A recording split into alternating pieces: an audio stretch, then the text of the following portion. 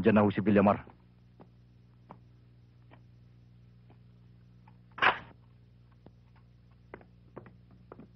Pasensya ka na, Pepe. Napaghintay kita.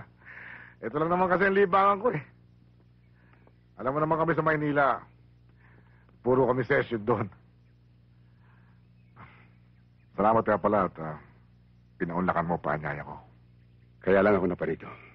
Dahil sa may mahalagang bagay ka raw sasabihin sa akin. Hindi mo man lang akong bago kukumustahin kung meron akong bagong panukalang batas na naipasok sa Kongreso. Binabati kita dahil tinutupad mo ang tungkulin mo. Ngayon pwede ko na bang malaman ang dahilan kung bakit mo ako pinasundo?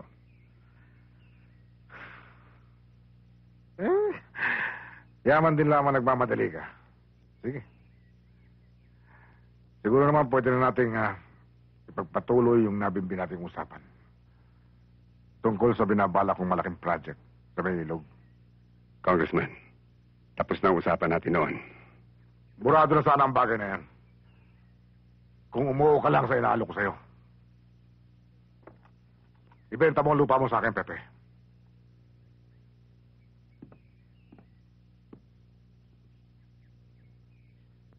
Hindi ko ito hinihingi sa'yo.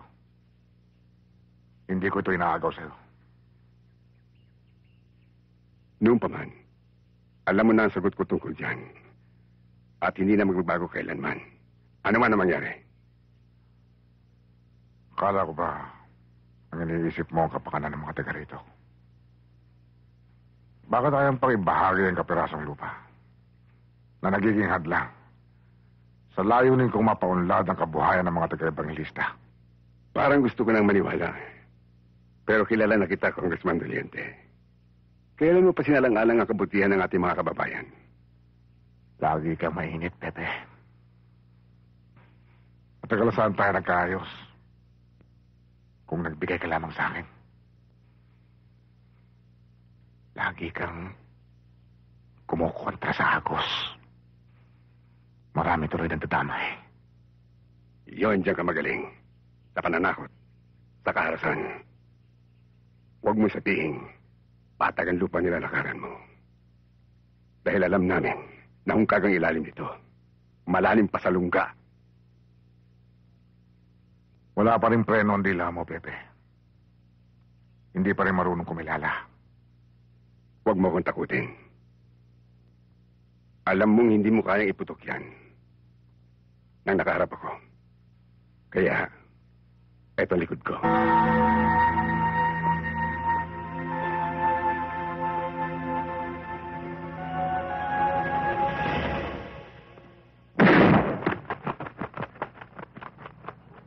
This is the master's bedroom, and it has a sliding door going to the terrace.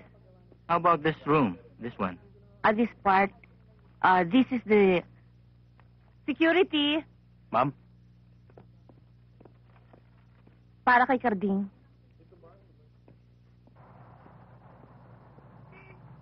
Carding, telegrama. Sige, salamat.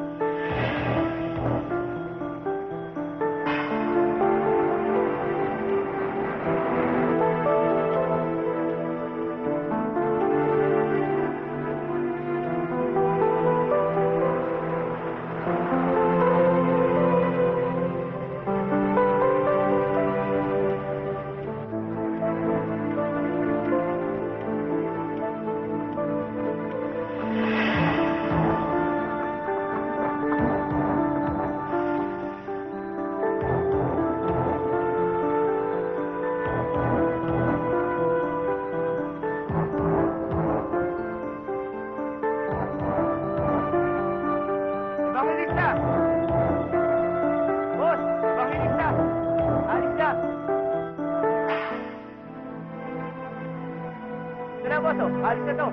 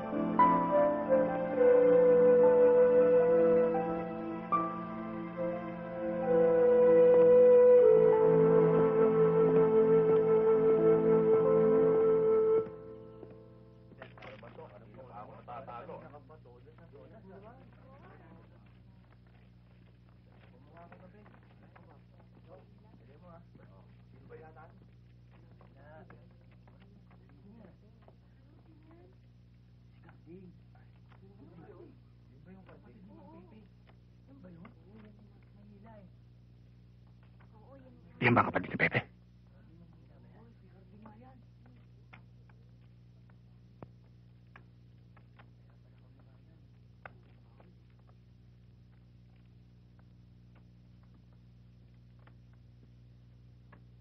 Yung.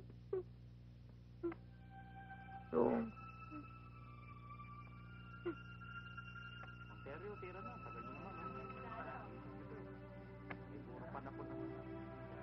Mahal kong kapatid, habang binabasa mo ang sulat nito, ay maaaring wala na ako.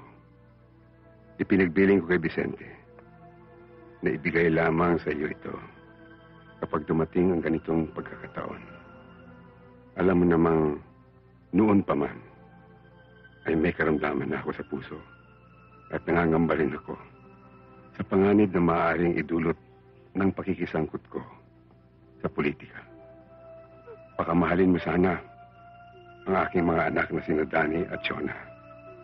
Ituring mo silang iyong mga anak na rin.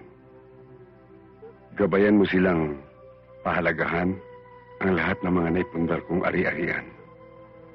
Mahigpit kong ipinagbibilin na kahit anuman ang mangyari, ay huwag mong ipagbibili ang mga ito. Ang huling kahilingan ko